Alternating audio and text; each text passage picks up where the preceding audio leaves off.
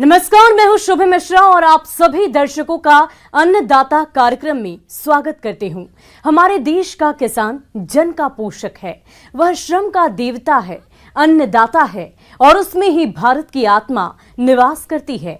ऐसे ही किसानों की प्रगति के लिए हम खेती बाड़ी से जुड़ी हुई बहुत सी नई लाभकारी जानकारियां हर रोज सुबह लेकर आते हैं।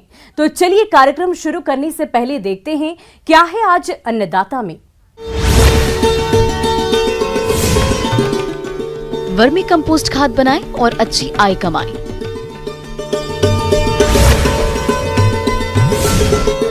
अरहर के साथ अंतर्वर्तीय फसलों की खेती करके किसान कमा सकते हैं अधिक मुनाफा।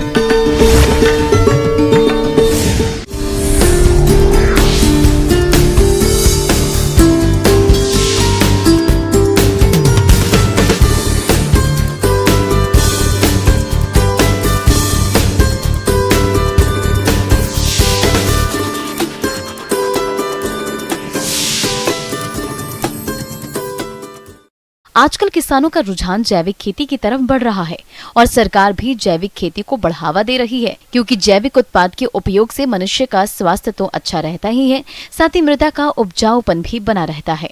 आज हम आपको गांव धोबलाई, जिला जयपुर के किसान पीके वर्मा से मिलवा रहे हैं, जो वर्मी कंपोस्ट खाद बनाकर काफी खुश नजर आ रहे हैं। तो आइए मिलते हैं इन्हीं से और जानते हैं कि ये किस प्रकार से वर्मी कंपोस्ट खाद तैयार कर रहे हैं।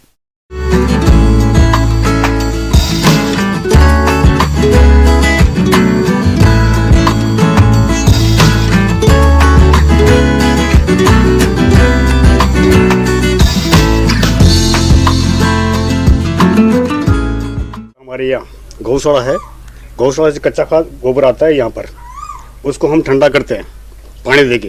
ठंडा होने के बाद में जैसे बेडें लग रही है ऐसे बेड लगाते हैं। तो इस बेड को कैसे लगाते हैं ये भी आपको मैं बता दूं कि जो ये इतनी मोटी बेड दिख रही है ना, ये छोटी हो जाती है।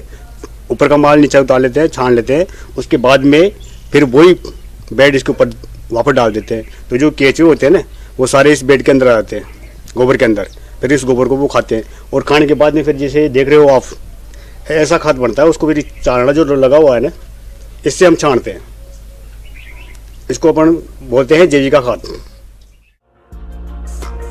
आज के समय में अधिक उपज की चाह में लगातार रासायनिक उर्वरकों के इस्तेमाल से जमीन की उर्वरा शक्ति कम हो रही है। इससे फसलों की लागत तो बढ़ती ही है, उत्पादन भी कम होता है। किसान साल भर खेत में दिन रात लगकर मेहनत करते हैं, मगर जब फसल पैदा होती है तो उसमें इतना भी नहीं बचता कि उनके परिवार की ठीक से आजीविका चल सके। जैविक खेती किसानों का कायाकल्प कर सकती है। किसान चाहे तो केंचुए की खाद बनाकर न केवल अपनी फसलों की लागत कम कर सकते हैं, बल्कि जमीन की उर्वरा शक्ति को भी बढ़ा सकते हैं। इतना ही नहीं, किसान केंचुए की खाद बनाकर खेती के साथ इसे रोजगार के रूप में अपनाकर अपनी आमदनी भी दोगुनी कर सकते हैं। कुछ ऐसा ही करके अच्छा लाभ कमा रहे हैं ये किसान भाई। गोबर होता है, उनको लेके आते हैं यहाँ पर, यहाँ डलवाते हैं। यहाँ डलवाने के बाद में इसको पानी देके ठंडा करते हैं बिल्कुल। तो ये मिट्टी के अंदर क्या, नीचे की जो मिट्टी है वो पक्की हो गई, तो नीचे की मिट्टी नहीं आती है इसके अंदर, खाली प्योर गोबर आता है। उस गोबर को ठंडा करने के बाद में हम जो ये बेडें लग रही है ना, तो ये छोटी छोटी बेड हो जाती है। इसका माल उतार लेते हैं हम।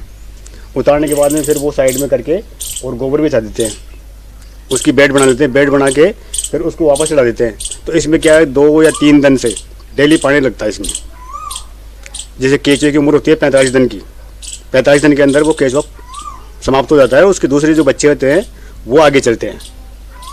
और ये सूखने के बाद में जैसे थोड़ा सूख जाएगा, फैल जाएगी, बेडें चौड़ी हो जाएगी, तो उसको छान के यहाँ इकट्ठा कर लेते हैं हम। इकट्ठा करने के बाद में जैसे कस्टमर आता है तो कस्टमर को हम कट्टे में भर के 50 किलो का और तोल के हिसाब से दे देते हैं। इसको हम जैविक खाद बोलते हैं। वर्मी कंपोस्ट बनाने की तकनीक। ये किसान भाई सबसे पहले स्थान का चयन किए। इसके लिए ऊंचा स्थान जहां पर जल जमाव की समस्या न हो और आने जाने की सुविधा हो, और तो और सुरक्षित होने के साथ पानी के स्रोत की नजदीकी का विशेष ध्यान रखें और केंचुआ बेड़ के ऊपर छाया की व्यवस्था किए। इसके बाद ये किसान भाई कच्चा गोबर को ठंडा करके बेड़ में कंपोस्ट खाद तैयार करते हैं। केचुआ खाद बनाने के लिए ये किसान भाई केचुआ की आइसीडिया फोर्टिडा प्रजाति के केचुआ लेते हैं, जो पेड़ में गोबर डालने के बाद पेड़ की लंबाई के अनुसार केचुआ छोड़ते हैं। अब इसको बोरे या टाट से ढक देते हैं और रोज उसमें पानी समय समय पर नमी बनाए रखने के लिए डालते रहते हैं। इस प्रकार इनकी केचुआ खाद 40 से 45 दिनों में तैयार हो जाती है। केचुआ खाद तैयार होने की पहचान। तैयार केचुआ खाद काले भूरे रंग की चाय पत्ती के समान दिखाई देता है। तब इसकी छनाई करते हैं। इसकी जाली की सहायता से छनाई करते हैं, जिससे केचुआ और कंपोस्ट खाद अलग अलग हो जाता है। ये किसान भाई केचुआ खाद अपने खेतों में डालते हैं और कंपोस्ट खाद को बोरी या बैग में पैकिंग करके बेचते भी हैं और केचुओं को पुनः खाद बनाने में प्रयोग करते हैं। इससे इन्हें कम खर्चा में केचुआ खाद से अच्छा खासा मुनाफा मिल रहा है और क्षेत्र में अन्य किसानों के लिए ये प्रेरणा के स्रोत बने हुए हैं। और इसकी जो विधि बता रहा हूँ आपको, अब जैसे बेड बन गया, तैयार हो गई, इसके ऊपर से हम उतारेंगे, फिर नीचे चले जाएंगे, फिर उतारेंगे, फिर वो नीचे चले जाएंगे, ऐसे मतलब जाते रहेंगे, खाते रहेंगे। फिर जो बिल्कुल छोटी हो जाएगी भाई, अब उतारने की क्षमता नहीं रही, तो फिर क्या करेंगे, वो साइड को बेड को कर देंगे और वहाँ निया गोबर डाल के और वहाँ बेड बना देंगे और जो बचा हुआ है वो उसी के ऊपर डाल देंगे। फिर क्या करेंगे, डाल के उस पर पानी डालेंगे, हल्का हल्का पानी डालेंगे एक बार। जब उससे सेट हो जाएगा, उससे सेट होने के बाद में फिर दूसरे रोज़ क्या करेंगे, हम पूरी बेडों में पानी देंगे, पूरी बेड में पानी देंगे। फिर 2 दिन से 3 दिन से रेगुलर पानी चलता रहेगा इनके अंदर। जैसे ये बेडें बन गई, जैसे माल सूखेगा तो हम क्या है कि ये छोटे छोटे मतलब प्लास्टिक के इसको बोलते हैं खपला, हम उससे उतार लेते हैं, केचुए नीचे चले जाते हैं और उसको उतार के गमले में डाल के और फिर चालना में छान के इसको इकट्ठा कर लेते हैं। फिर जैसे मान लो कोई कस्टमर आया जिसको 5 कट्टे चाहिए, किसी को 1 कट्टा चाहिए, किसी को 2 कट्टा चाहिए, तो हम तोल के हिसाब से उनको भर के सप्लाई कर देते हैं।